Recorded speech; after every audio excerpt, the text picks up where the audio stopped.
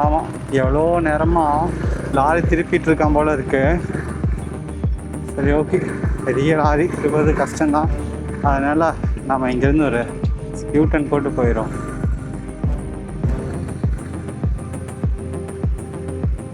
திருப்பிட்டாங்க. நம்ம அவசரப்பட்டு வந்துட்டோமோ. திருப்பலை, கேப் கிடச்சிருச்சு, அவ்வளோதான். இன்னும் நம்ம போக வேண்டிய தூரம் பார்த்திங்கன்னா இன்னொரு 180 கிலோமீட்டர்ஸ் போகணுங்க. இன்னும் ரொம்ப தூரம் இருக்குது. 180 கிலோமீட்டர்ஸ் போகிறதுக்கு இருக்குது.